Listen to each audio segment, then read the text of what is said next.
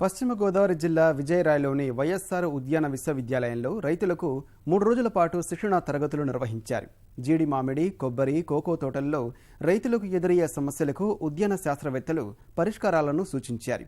క్షేత్ర సందర్శనకు కూడా ఏర్పాటు చేసి విషయాలను విపులీకరించడంపై రైతులు హర్షం వ్యక్తం చేస్తున్నారు.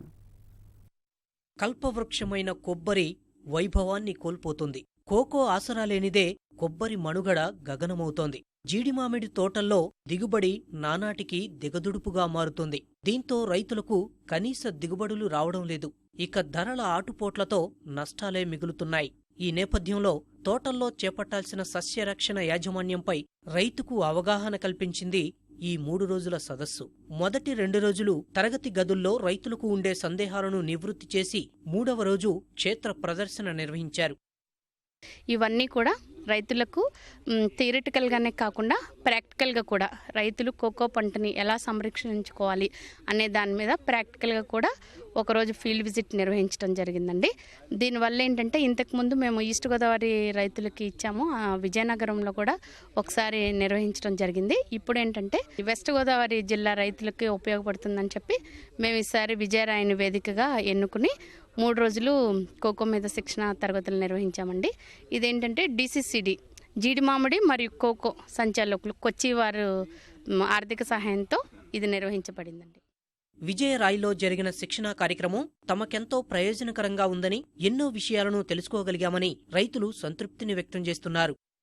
ఈ యూనివర్సిటీలో శాస్త్రవేత్తలు వస్తున్నారని తెలిసి వచ్చామండి. వస్తే మాకు బాగానే చెప్పారండి.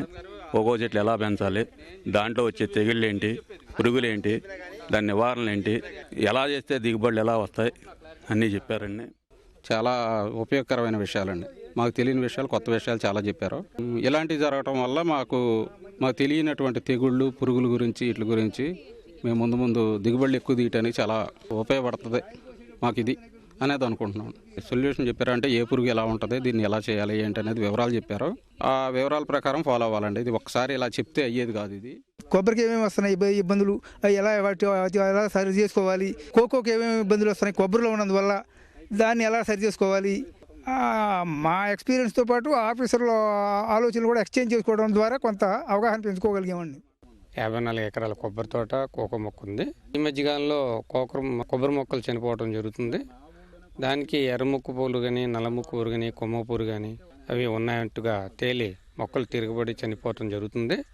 దాని విషయమై ఈరోజు ఇక్కడ ఉద్యానవన శాఖ వారి మీటింగ్లో ఇక్కడ శాస్త్రవేత్తలు చెప్పి ఏ మందులైతే కొట్టాలో నాకు తెలియపరిచారు. కొచ్చివారి ఆర్థిక సహాయంతో ఇలాంటి శిక్షణా తరగతులను కొబ్బరి, జీడి తోటలున్న జిల్లాల్లో నిర్వహిస్తున్నారు.